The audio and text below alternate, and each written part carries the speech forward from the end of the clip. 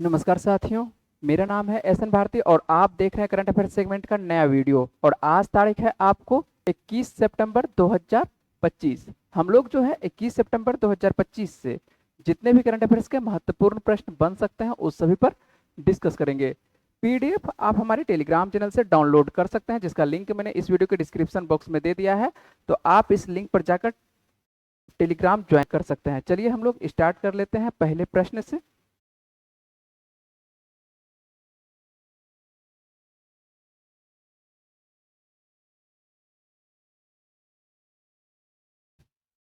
एक बार आवाज आप लोगों का देख लें कि आवाज सही से आ रहा है या नहीं आ रहा है ना।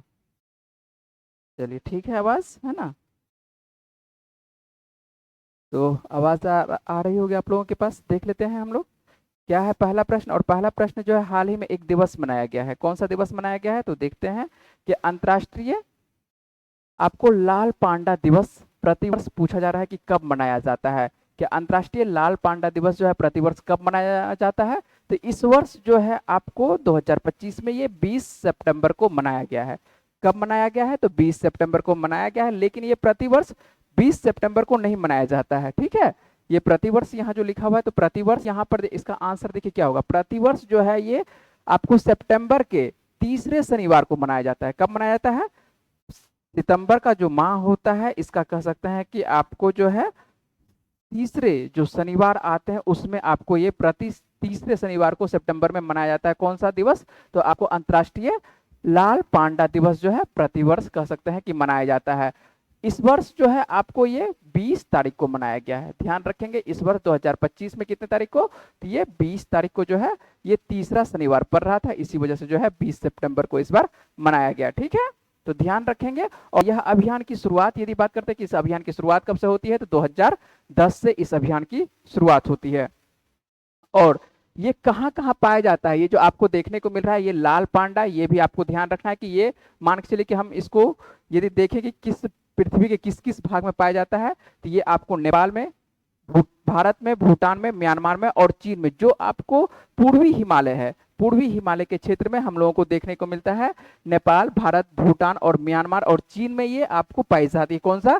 तो अंतर्राष्ट्रीय लाल पांडा। ठीक है, अंतर्राष्ट्रीय लाल पांडा नहीं, ये सिर्फ लाल पांडा बोल रहे हैं। अंतर्राष्ट्रीय लाल पांडा तो ये दिवस है। ठीक है, तो ये आपको जो लाल पांडा है कहाँ पर पाई जा रही है? नेपाल, भारत, भूटान, म्यांमार, जो आपको पूर्वी हिमालय का क्षेत्र देखने को मिल रहा है वहां पर ये पाई जाती है। ध्यान रखेंगे। और इसका आकार कह सकते हैं कि आकार जो है ये बिल्ली जितनी ही बड़ी होती है और ये झबरीली धारीदार पूंछ और लाल भूरी चमकदार कह सकते हैं, ये लोमड़ी जैसी लगभग आपको देखने को मिलता है। और ये रात में अपना शिकार करता है और एकांत प्रिय जीव है। ये क्या है? आपको एकांत प्रिय जीव है। और मुख्य भोजन इसका क्या है? बांस है ना। बांस का जो बम्बूज आप देखे होंगे, आप देख लीजिए, ये जो आप तस्वीर देखने को मिलता है यही है आपको लाल पांडा। और ये आपको कैसा देखने को मिल रहा है? ये बिल्ली जैसा ही देखने को मिलता है, झबरीली बिल्ली जैसा देखने को मिलता है। ठीक है, और उसके बाद ये जो है आपको पूर्वी हिमालय के क्षेत्र में पाई जाती है। ठीक है, तो ध्यान रखेंगे। इंटरनेशनल रेड पांडा डे यदि पूछे आपको कि प्रतिवर्ष ये कितने तारीख को, तो कितने तारीख को तो नहीं पूछेगा, ये प्रतिवर्ष कब मनाया जाता है, इस तरह से पूछेगा कि प्रतिवर्ष ये कब मनाया जाता है। तो ये प्रतिवर्ष जो है सितंबर के तीसरे शनिवार को मनाया जाता है। और इस वर्ष 2025 में है, ये आपको पड़ा है कितने तारीख को तो 20 आपको सितंबर को पड़ा था। ठीक है, चलते हैं हम लोग अगले प्रश्न पर बात करते हैं कि अगला क्या प्रश्न है। और जो भी प्रश्न आपको देंगे सभी महत्वपूर्ण प्रश्न रहेगा। तो देख लेते हैं क्या है प्रश्न कि वैश्विक नवाचार सूचकांक 2025 में भारत को कौन सा स्थान दिया गया है। तो भारत को जो स्थान दिया गया है नवाचार में, 38वां स्थान दिया गया। कौन सा स्थान दिया गया है?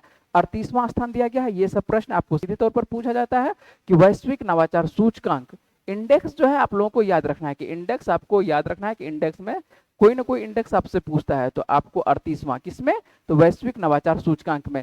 इसमें आपको क्या क्या याद रखना है? सबसे पहले याद रखना है कि कौन कौन सा देश कह सकते हैं कि प्रथम स्थान पर है ना। प्रथम स्थान या कह सकते हैं कि प्रथम, सेकंड और द्वितीय स्थान पर कौन सा देश है? भारत का स्थान क्या है ना। कम से कम इतना आपको याद रहना चाहिए। तो भारत का स्थान तो आपको बता ही चुके कि 38वां है। और प्रथम स्थान पर लगातार स्विट्जरलैंड है। कौन सा देश है? स्विट्जरलैंड आपको लगातार है। उसके बाद यदि बात करें कि स्वीडन दूसरे नंबर पर है। और तीसरे नंबर पर कौन सा देश है? तो तीसरे नंबर पर आपको जो देखने को मिलता है कौन सा देश है? आपको संयुक्त राज्य अमेरिका। ठीक है, तो 3 देश आपको याद रखना है। कौन कौन सा? स्विट्जरलैंड क्या है, प्रथम स्थान पर है, दूसरे स्थान पर आपको स्वीडन देखने को मिलता है, और तीसरे स्थान पर कौन सा देश? तो संयुक्त राष्ट्र अमेरिका देखने को मिलता है। और भारत जो है इसमें लगातार क्रमिक सुधार करते जा रहा है, ठीक है। यदि बात करें कि 2020 में भारत कहां पर था, तो 2020 में भारत जो है 48वें स्थान पर था, लेकिन लगातार इसमें क्या हो रहा है? सुधार होते देखने को मिल रहा है, ठीक है। और भारत जो है इस बार 2025 में आपको देखने को मिल रहा है किस स्थान पर? 38वें स्थान पर। और कुल कितने देशों को इसमें सम्मिलित किया गया था? तो 139 देशों का ये इंडेक्स जारी किया गया था, ठीक है। तो 139 देशों में जो है भारत किस स्थान पर है? तो भारत जो है आपको देखने को मिलेगा 38वें स्थान पर है। तो ये आपको ग्लोबल इनोवेशन इंडेक्स 2025 आपको याद रखना है कि ग्लोबल इनोवेशन इंडेक्स आ चुका है, और इसमें जो है भारत को स्थान दिया गया, कितना स्थान? तो आपको 38वां स्थान दिया गया, याद रहेगा। चले हम लोग अगले प्रश्न पर।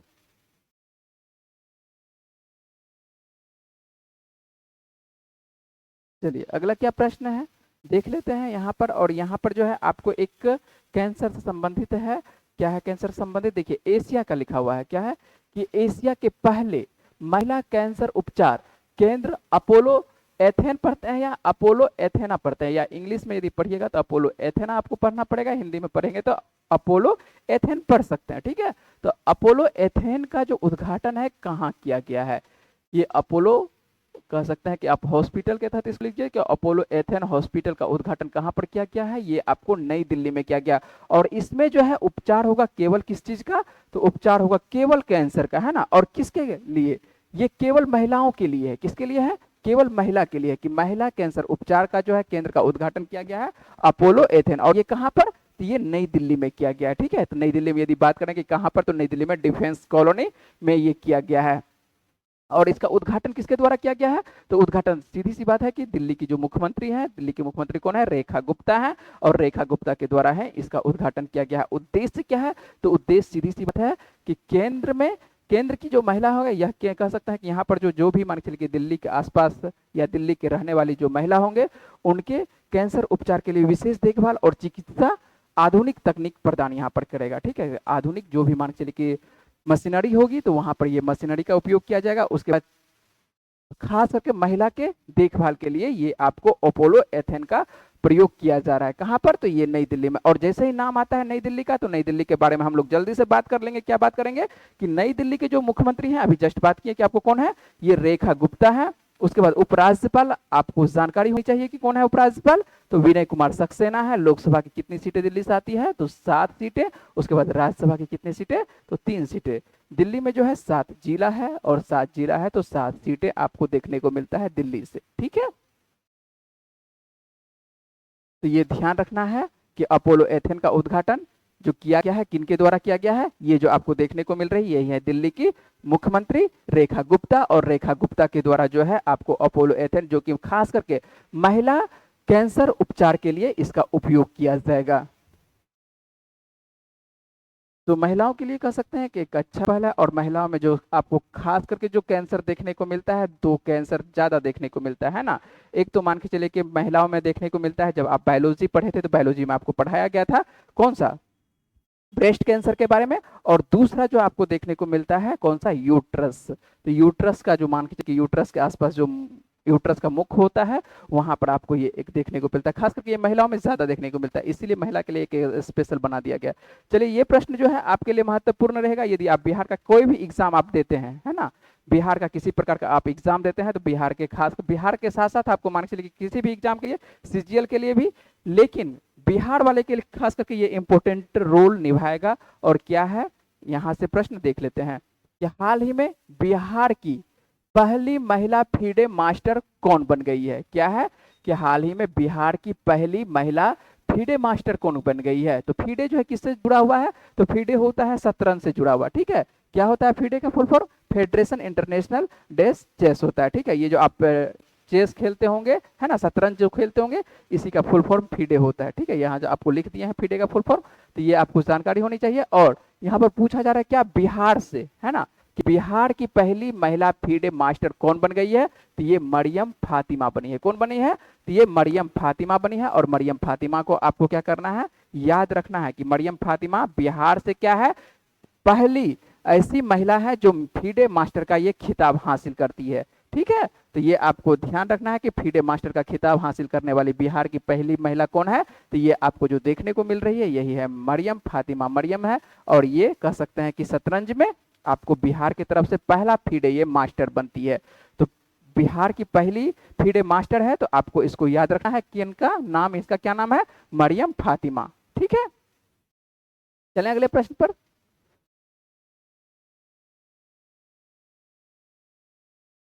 चलिए अगला क्या प्रश्न है देख लेते हैं कि भारत के पहले पीएम मित्र पार्क का निर्माण किस राज्य में किया जाएगा। किसका पूछा जा रहा है, पीएम मित्र के बारे में पूछा जा रहा है कि पीएम मित्र पार्क का निर्माण किस राज्य में किया जाएगा। तो ये आपको किया जाएगा कहां पर, तो मध्य प्रदेश में किया जाएगा। मध्य प्रदेश में यदि पूछे कि मध्य प्रदेश में कहां पर किया जाएगा, तो ये पार्क जो है धार जिले के भैंसोला गांव में ये पार्क स्थापित किया जाएगा। ठीक है, तो ये आपको ध्यान रखना है। आपको ज्यादा से ज्यादा राज्य याद रखिए, राज्य से ज्यादा क्या आप याद रखिएगा, राज्य याद रखिए। राज्य आपको मध्य प्रदेश है ना, जो मध्य प्रदेश वाले होंगे उनको डिस्ट्रिक्ट भी याद रखना पड़ेगा और क्षेत्र भी याद रखना पड़ेगा। धार जिले के भैंसोला गांव में पीएम आपको जो मित्र पार्क है इसका उद्घाटन कर सकते हैं कि आपको किया जाएगा। ठीक है, उसके बाद ये क्या चीज का निर्माण करेगा और ये किस चीज के लिए बनाया गया, तो ध्यान ये भी रखेंगे।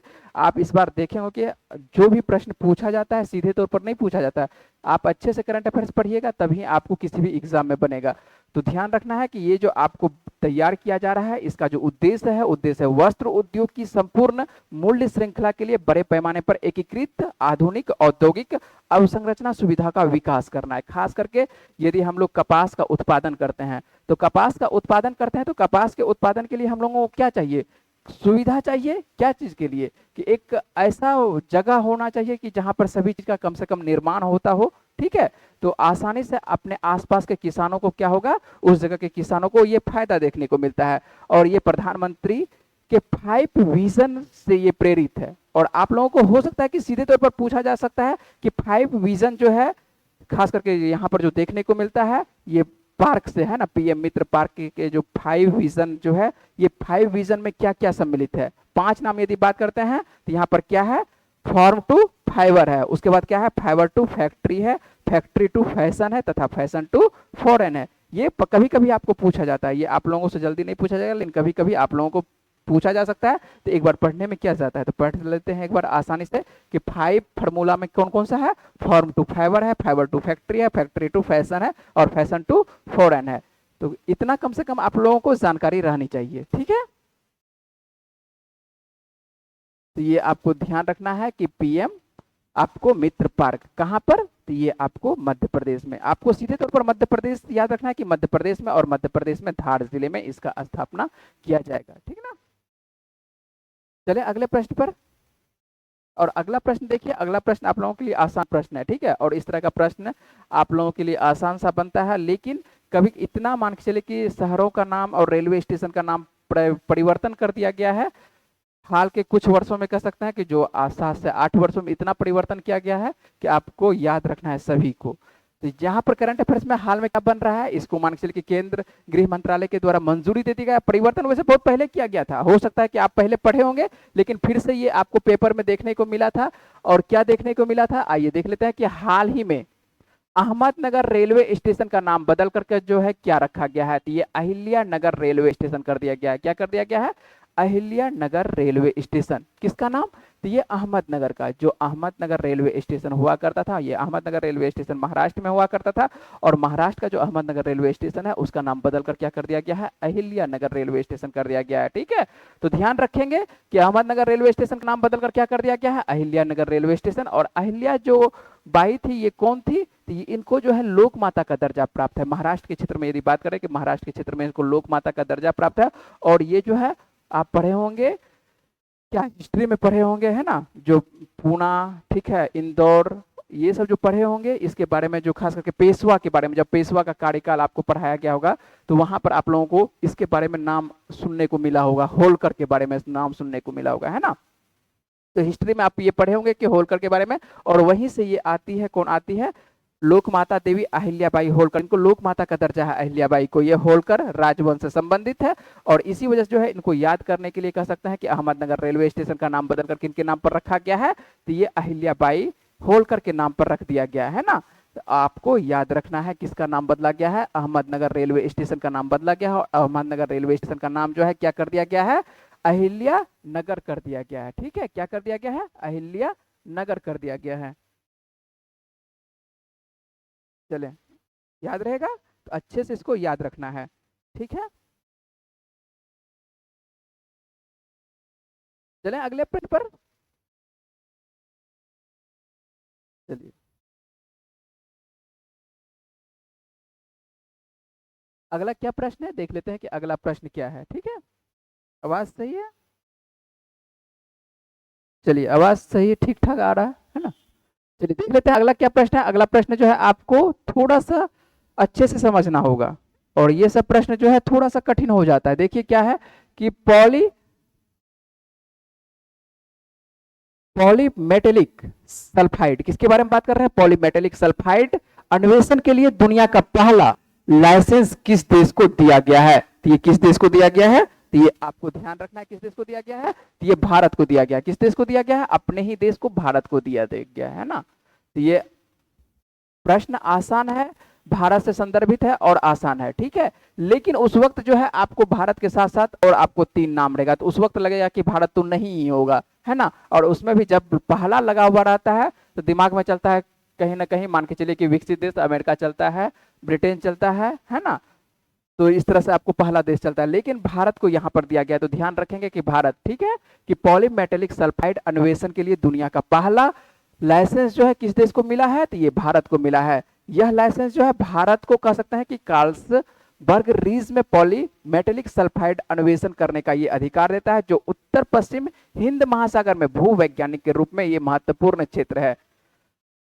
ये भी जो है ये आपको जो है किससे संदर्भित है, तो ये आपको कहीं ना कहीं आपको ज्योग्राफी से संदर्भित आपको देखने को मिलता है ना। वैसे जियोलॉजी से ये संबंधित है, भूगर्भ शास्त्र उसको बोला जाता है, तो भूगर्भ शास्त्र से संबंधित है। लेकिन आप लोगों को भूगर्भ शास्त्र का विषय पढ़ने को नहीं मिलता है, तो आप लोगों को केवल जो है ज्योग्राफी से संदर्भित ही देखने को मिलेगा। तो ज्योग्राफी से संदर्भित ही यहाँ पर ये प्रश्न को रखिए कि पॉलीमेटेलिक सल्फाइड, ठीक है, अन्वेषण के लिए जो है दुनिया का कह सकते हैं कि पहला लाइसेंस किसको मिला है, तो ये भारत को ही दिया गया है। और पॉलीमेटेलिक यहाँ पर जो आपको देखने को मिल रहा है पॉलीमेटेलिक आपको नोड्यूल्स, इसको जो है मैग्नीज नोड्यूल्स के नाम से भी जाना जाता है। किसको, मैग्नीज नोड्यूल्स के नाम से भी इसको हम लोग जानते हैं। तो ये प्रश्न आपको अब देखिए, ये मैग्नीज नोड्यूल्स देखने को कहां पर मिलेगा, वैसे तो आपको बता चुके हैं कि कहां पर, ये उत्तर पश्चिम हिंद महासागर के क्षेत्र में। और ये जो है एक चट्टान जैसी संरचना होती है। कैसी होती है, ये चट्टान जैसी संरचनाएं होती है, जो लोहे और मैग्नीज हाइड्रोक्साइड की संकेंद्रित परतों से ये बनी होती है। किससे किससे बनी होती है, लोहे और मैग्नीज हाइड्रोक्साइड की संकेंद्रित परतों से ये बनी होती है, और इसीलिए इसको बोला जाता है पॉलीमेटेलिक नोड्यूल्स बोला जाता है, जिसको कि मैग्नीज नोड्यूल्स के नाम से भी हम लोग जानते हैं। और इसी के लिए कह सकते हैं कि भारत को जो है ये पहला लाइसेंस मिला है। ठीक है, आप लोग देख लीजिए, ये आपको जो नोड्यूल्स देखने को मिलता है, मैग्नीज नोड्यूल्स देखने को मिलता है, ये आपको कहां पर देखने को मिलेगा, समुद्र के नीचे देखने को मिलेगा, है ना। और खास करके जो अरब और क्या कहते हैं जो हिंद महासागर का क्षेत्र देखने को मिलता है, और उसको कार्लसबर्ग रीज बोला जाता है। ठीक है, क्या बोला जाता है, कार्लसबर्ग रीज बोला जाता है। आपको यहीं पर आपको देखने को मिलेगा, ये नोड्यूल्स देखने को मिलेगा। ठीक है, तो और इसी के लिए जो लाइसेंस के अन्वेषण के लिए कह सकते हैं कि यहाँ पर जो खोज किया जा सकता है, अन्वेषण अनुसंधान किया जा सकता है, इसके लिए पहला लाइसेंस प्राप्त करता है कौन सा देश प्राप्त करता है, तो अपना देश भारत प्राप्त करता है। याद रहेगा ये सब प्रश्न, ये सब प्रश्न यदि अच्छे से आप कवर नहीं करिएगा तो याद नहीं रहेगा। चलते हैं हम लोग अगले प्रश्न पर बात कर लेते हैं। अगला प्रश्न क्या है, 2025 में पहली बार जो है संशोधित ईवीएम मतपत्र डिजाइन का उपयोग किस राज्य में किया जाएगा, तो ये कहां पर, तो बिहार में। आने वाले दिनों में जो है बिहार में चुनाव है ना। और बिहार में जो चुनाव है वो बिहार से चुनाव, जो भी प्रश्न आपको है करवा रहे हैं, कवर करवाते जा रहे हैं। मान के चलिए कि आपको बिहार से चुनावी मुद्दा से संबंधित जो भी प्रश्न आपको कवर होते जा रहा है सभी आपको करवाते जा रहे हैं। लेकिन लंबे दिनों से आप लोगों के पास जो है कुछ दिनों से किसी कारण से जो है वीडियो नहीं मिल रहा था, तो वीडियो नहीं मिल रहा था, तो कुछ कारण था जिस वजह से वीडियो नहीं मिल रहा था। लेकिन अब से जो है आपको कंटिन्यू वीडियो मिलता रहेगा। ठीक है, तो परेशान नहीं होना है आपको, जो है बीच बीच में जो है एमसीक्यू करवाते रहेंगे, एमसीक्यू करवाएंगे, तो उसमें जो भी प्रश्न छूट चुका है वो प्रश्न सभी प्रश्न आपको करवा देंगे।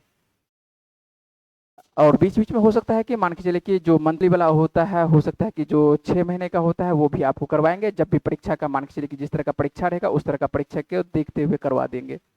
चलते हम लोग देख लेते हैं कि यहाँ पर क्या है प्रश्न। यहाँ पर जो प्रश्न आपको देखने को मिल रहा है कि 2025 है ना, 2025 में आपको पहली बार संशोधित ईवीएम मतपत्र डिजाइन का उपयोग जो है किस राज्य में किया जाएगा, तो ये बिहार में किया जाएगा। क्या मतपत्र में डिजाइन किया गया है इस बार जो है मतपत्र में, जो डिजाइन संशोधित जो डिजाइन किया गया है, जिसमें दृश्यता, पठनीयता कह सकते हैं और एक रूपता विशेष ध्यान दिया गया है। और इस नए डिजाइन में जो है आपको उम्मीदवार की क्या होगी, रंगीन तस्वीर होगी। क्या होगी, उम्मीदवार की कह सकते हैं कि रंगीन उम्मीदवारों की तस्वीरें होगी। और एक मानक फॉन्ट शैली, लगभग 30 साइज में जो है फॉन्ट शैली, आप लिखते होंगे कंप्यूटर में तो सभी का एक फॉन्ट शैली होता है, ठीक है। ये जो आपको फॉन्ट शैली दे रहे हैं, ये आपको जो प्रश्न आपको देखने को मिल रहा है, ये 32 पर देखने को मिल रहा है, 32 फॉन्ट पर देखने को मिल रहा है। और ये देखने को मिल रहा है जो आपको महत्वपूर्ण तथ्य देते हैं, ये आपको देखने को मिल रहा है 24 फॉन्ट पर साइज देखने को मिलता है, ठीक है।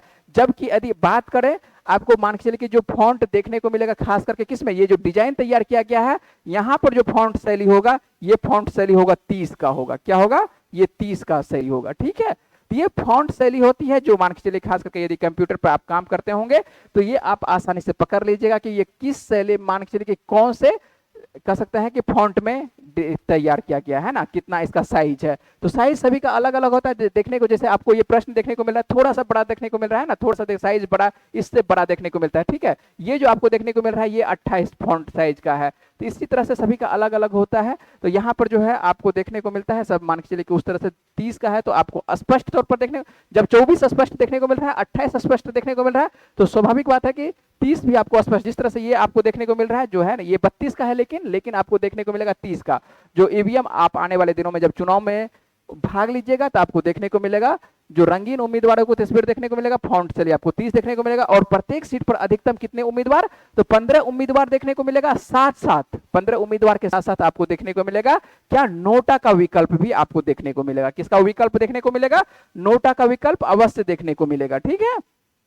यदि कोई उम्मीदवार आपको अपने क्षेत्र में पसंद नहीं है तो आप नोटा का उपयोग कर सकते हैं, ठीक है। तो ये मतपत्र डिजाइन का ये किया गया है, तैयार किया गया है, नए तरीके से तैयार किया गया है। और पहली बार ये कहां पर लागू किया जाएगा, पहली बार अपने बिहार में ही लागू किया जाएगा, ठीक है। ये मतपत्र को जो है कह सकता है कि 2025 के बिहार के चुनाव में ये लागू किया जाएगा, है ना।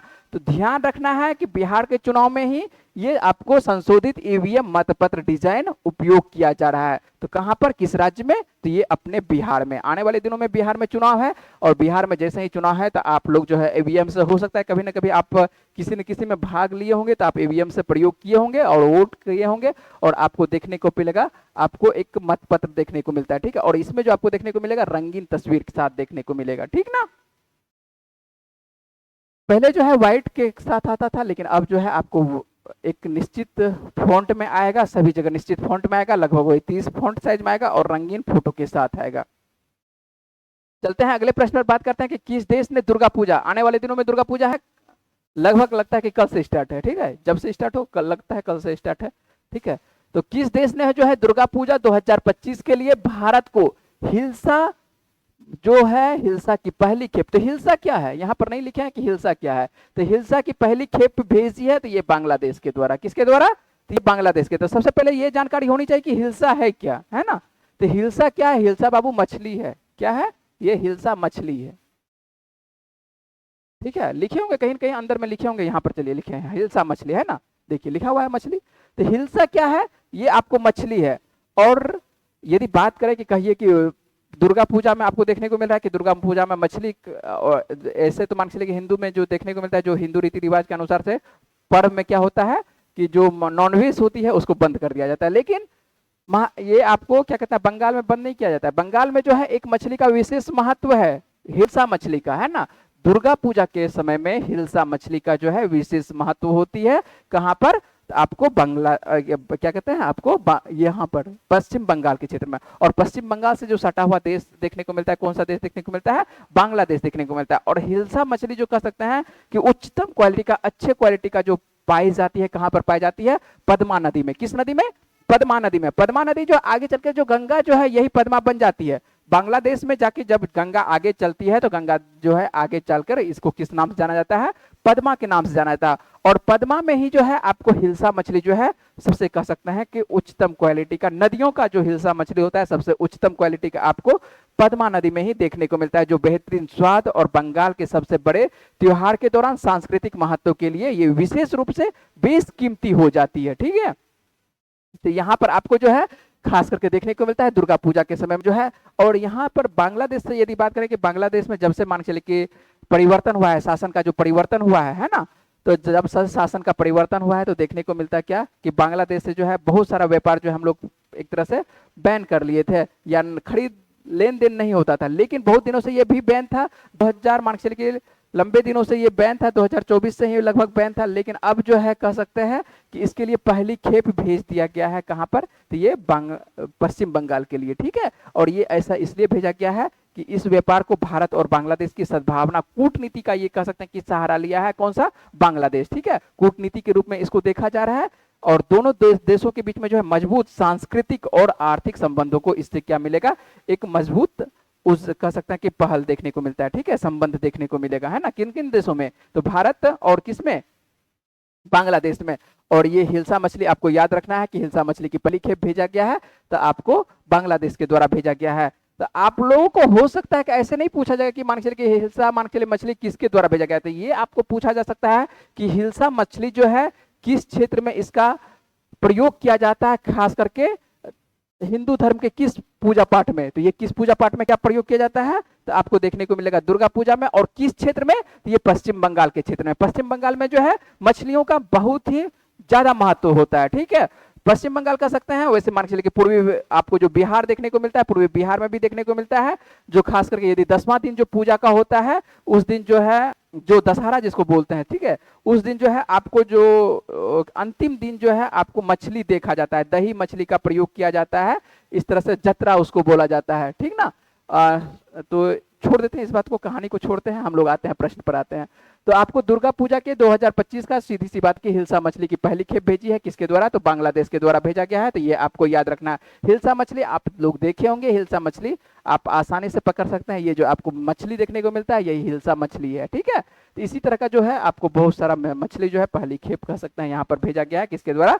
बांग्लादेश के द्वारा भेजा गया है ना। मछली देखे हैं, यही है हिल्सा मछली है। और इसको जो है पश्चिम बंगाल में ये क्या कहते हैं, ज्यादा इसको महत्व दिया जाता है इस मछली को, खास करके दुर्गा पूजा के समय में। चलिए अगले प्रश्न पे बात करते हैं कि अगला क्या प्रश्न है कि हाल ही में किस देश ने पेरिस समझौते के तहत 2035 तक 62% जो है 62% कह सकते हैं कि उत्सर्जन कटौती का नया लक्ष्य घोषित किया है। तो ये किस देश के द्वारा? तो ये ऑस्ट्रेलिया के द्वारा। ऑस्ट्रेलिया जो है 2025 के कह सकते हैं कि आधार पर जो है 2035 तक 62% उत्सर्जन कटौती का नया लक्ष्य निर्धारित किया है, जो अपनी जलवायु महत्वाकांक्षा को कह सकते हैं कि एक उल्लेखनीय रूप से ये बढ़ा दिया है। ऐसा क्यों करना पड़ा है? तो ऑस्ट्रेलिया में आपको देखने को मिला होगा कि बहुत सारा जो है यहाँ पर जो है जंगल में आग लग गया था कुछ दिन पहले। जो है आपको बहुत बड़े क्षेत्र में जो है जंगल में क्या हो जाती है, आग लग जाती है। और जैसे ही आग लग जाती है तो सीधी सी बात है कि नुकसान पहुंचेगा, है ना। तो नुकसान पहुंचता है किसको? जैव विविधता को जो है नुकसान पहुंचता है। और इसी वजह से जो है कम करने का लक्ष्य रखा गया है। 62% उत्सर्जन को जो है कह सकते हैं कि आपको 2035 तक जो है कटौती करने का ये लक्ष्य रखा गया है। ठीक है, CO2 जितने भी मान के चले कि आपको उत्सर्जित पदार्थ है उसको कटौती करने का लक्ष्य रखा गया है। और इससे सूखे और बढ़ते समुद्र स्तर और जैव विविधता के नुकसान जैसे बढ़ते घरेलू जोखिमों को ये कह सकते हैं कि जवाब है। और जैसे मान के चले कि नाम आता है ऑस्ट्रेलिया का, तो ऑस्ट्रेलिया का आपको राजधानी याद रखना है कि ऑस्ट्रेलिया की राजधानी क्या है? तो ऑस्ट्रेलिया की राजधानी क्या है? कैनबरा है। और यहाँ पर जो मुद्रा चलती, कौन सी मुद्रा चलती है? डॉलर मुद्रा चलती है। और प्रधानमंत्री ऑस्ट्रेलिया कौन है? तो प्रधानमंत्री आपको याद रखना है कि एंथोनी अल्बानीज है। कौन है? एंथोनी अल्बानीज, जो कि ऑस्ट्रेलिया के आपको प्रधानमंत्री हैं। ठीक है, ये जलवायु से संबंधित प्रश्न है। और जलवायु से संबंधित प्रश्न है तो ज्योग्राफी भी आपको, जलवायु भी जो मान के चलिए कि जो भी प्रश्न आपको बनता है वो भी आपको एक तरह से कह सकते हैं कि पढ़ा दिया जाता है किसमें? ज्योग्राफी के अंतर्गत ही पढ़ा दिया जाता है, लेकिन इसका एक अलग चैप्टर बनता है। लेकिन आपको ध्यान रखना है यहाँ पर। ठीक है, चलिए, तो ये आपको हुआ आज का करंट अफेयर्स से महत्वपूर्ण प्रश्न हुआ। और लेकिन अंत में जो है आपको पूछते हैं, क्या पूछते हैं? कुछ प्रश्न पूछते हैं और उसका प्रश्न का जवाब क्या होता है। जैसे पिछले वीडियो में आप लोगों से पूछे थे, क्या पूछे थे कि हाल ही में किस देश में 25वें संघाई सहयोग संगठन का सम्मेलन आयोजित किया गया था। तो इसका सम्मेलन का आयोजित कहाँ पर किया गया था? तो ये चीन में किया गया था और यहाँ पर जो है भारत के प्रधानमंत्री नरेंद्र मोदी भी इसमें भाग लिए थे। भारत की तरफ से प्रधानमंत्री नरेंद्र मोदी भाग लिए थे, चीन जो है बहुत दिनों के बाद भारत के प्रधानमंत्री गए थे, है ना। तो आपको याद रखना है कि संघाई सहयोग संगठन एससीओ का सम्मेलन जो है इस बार कहां पर किया गया? 25वां। तो ये आपको किया गया था, चीन में किया गया था। और आज का जो प्रश्न है, आज का प्रश्न आज के वीडियो से ही है। यदि आप वीडियो को अच्छे से वॉच किए होंगे तो आज का प्रश्न आपको आसानी से बनेगा। और इसका जवाब क्या होता है आपको देना है कमेंट बॉक्स में। जवाब क्या है देख लेते हैं प्रश्न कि हाल ही में जो है मरियम फातिमा किस राज्य की पहली महिला फीडे मास्टर बन गई है? तो इसका सही आंसर आपको बताना है, ठीक है। तो हम लोग जो है करंट अफेयर्स से सेगमेंट तैयार करेंगे, आज से पूरी तरह से कंटिन्यू रहेंगे और मिलते रहेंगे, आप लोगों से प्रतिदिन मिलेंगे। तो देखते हैं हम लोग कि कल का करंट अफेयर्स में क्या क्या हम लोग और विशेष बातचीत करेंगे। चलिए बातचीत करेंगे कल के करंट अफेयर्स पर, लेकिन जो आज का करंट अफेयर्स आप लोग तैयार किए हैं इसको अच्छे से आप लोग लिखेंगे, है ना। जब तक लिखिएगा नहीं तब तक आप लोगों का करंट अफेयर्स तैयार होगा नहीं। तो इसको अच्छे से अपने कॉपी में लिखना है और आप तैयार करते रहेंगे प्रतिदिन का करंट अफेयर्स। चलिए मिलते हैं हम आप लोगों से कल के वीडियो में, तब तक के लिए अपना ख्याल रखिए, पढ़ते रहिए। वीडियो में बने रहने के लिए बहुत बहुत शुक्रिया।